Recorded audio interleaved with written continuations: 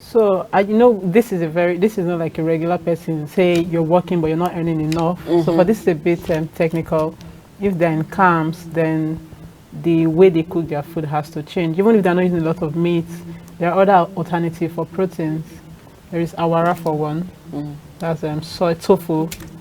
Yes, white soya beans is a terrible thing to eat, but fermented like tofu, just like milk is not good. No, it's not great, but having yogurt is like very good for your gut. Yeah. So there are alternatives. There's mushroom. Then I worry about the continuous carb intake. Exactly. But if they are very active, it's not a problem. Despite the continuous intake of carb. Yes, don't forget that unlike our imported rice, that is almost nothing. Our local rice they use for tuwo has a lot of protein, has a lot of selenium, has a lot of micronutrients. Okay. Right. Yam has a lot of electrolytes. Palm oil, amazing. Not to say that these foods are good. I'm just saying it's not, if they are using the organic ones, it's not as bad as seen. But again, plants, animal protein is animal protein. Exactly. The only thing that measure up is maybe fermented alternative protein or shea or mushroom. Yeah, which is not everybody's food, and you want to be careful still. Yes. So that is a very dynamic thing, and I can't really say exactly because I don't know what the funding for these camps is like. But for individuals who are home, even if you are not earning so much, first off, human body doesn't need too much food. If you eat twice a day, it's good. I don't know who told us we have to eat 3 times a day. Our forefathers, or the ones that were going to the farm, they would eat with the sun. They eat just when the sun is full. That's between 11 and 12. Then they eat with the falling of the sun, 6, 7. So they eat at the farm and eat again dinner from the farm. When they get home, they just freshen up and shut down. Right?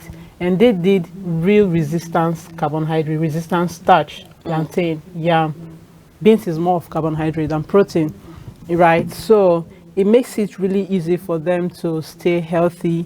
And in between, they're not like frying the pepper, they are crushing the pepper in their stuff. So as much as possible, eat close to God, the way God gave you the food.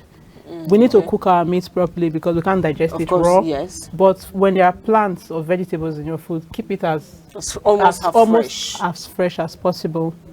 Right? But eating twice a day, making sure that within your plate there is vegetables, and then whatever carbs or whatever, there has to be vegetables on your plate.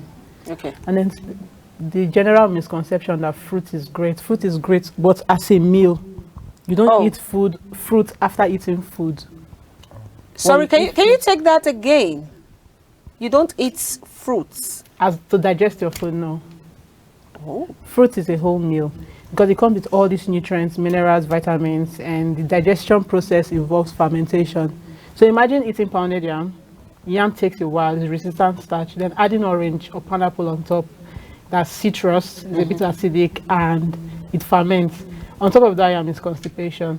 So you're also eating for health. Listen to your body. How do I feel when I eat this? This is why it's good to eat. Keep your food simple. Plain rice, vegetable, and protein. Okay, I just got a question that just came in. I actually have a whole lot of questions for you, but time is not on our side. So let me just take this last one that came in.